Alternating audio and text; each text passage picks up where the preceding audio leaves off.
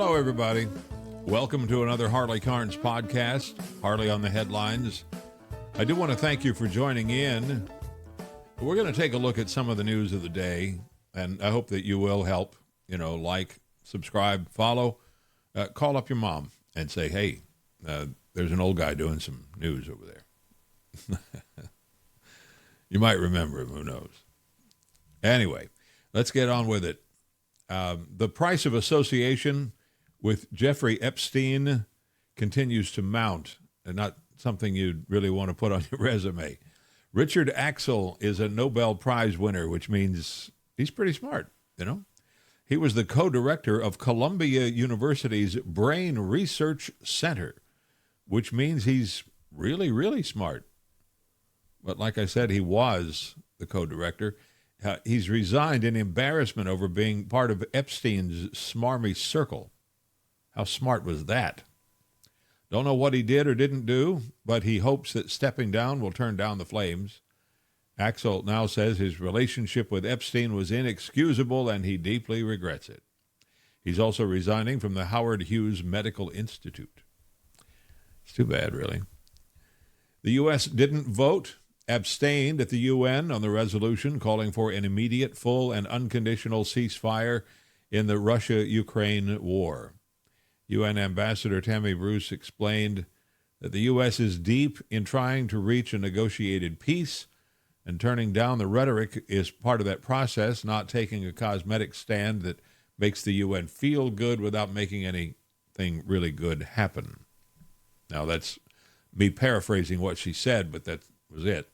The vote was 107 nations in favor, 12 opposed, 51 that didn't vote. In the meantime, neither Ukraine nor Russia paid any attention to the UN.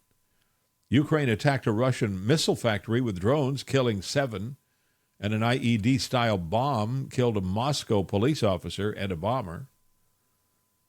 In Ukraine, at least 5 are dead, 18 injured in Russian attacks. The war goes on.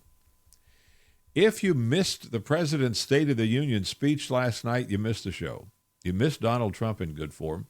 He spoke in hugely positive terms about the golden age for this nation, under him, of course, that's leading us in that direction after a mess left for him to try to clean up.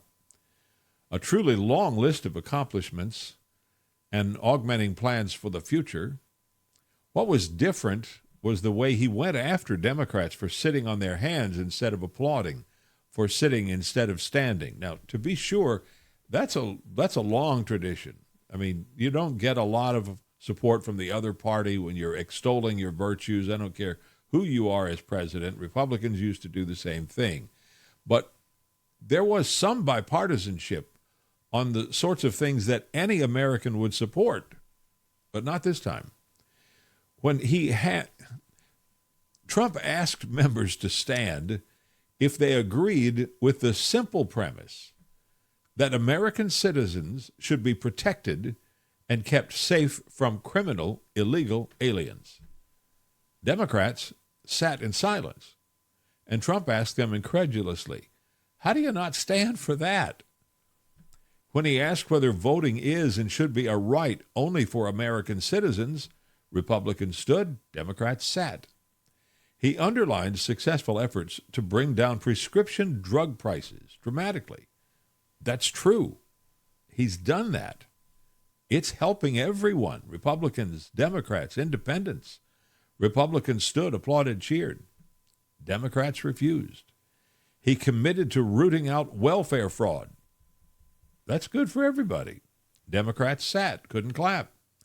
He demanded that the members take a stand on favor of gender at birth, saying it's wrong to take a child from parents and to surgically alter them in the pretense of making a boy into a girl or a girl sort of into a boy.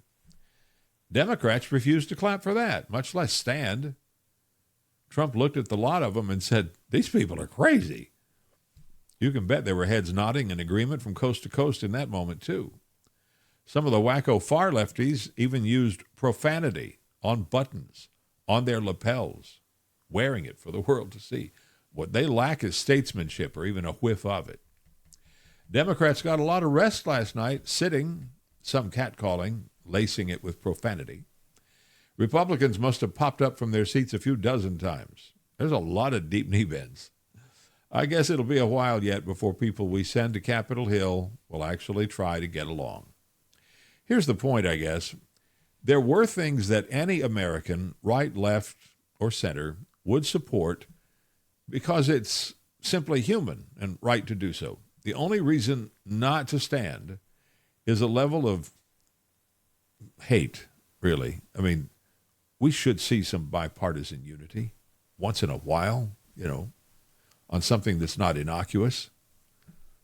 Democrats have a visceral feeling against Trump, got that. But when you get right down to it, clearly, he is still an outsider. It's been 4 months now since the legendary smash-and-grab insider heist at the Louvre Museum in Paris, France. The director of the museum, Laurence Descartes, I don't know how to do that in French. Laurence Descartes, something like that. Anyway, it's a woman. She's resigned in disgrace. President Emmanuel Macron announced it, said it was an act of responsibility. Meanwhile, auditors have criticized the Louvre for spending twice as much money acquiring more and more items for display than to maintain world-class security, far more than planned.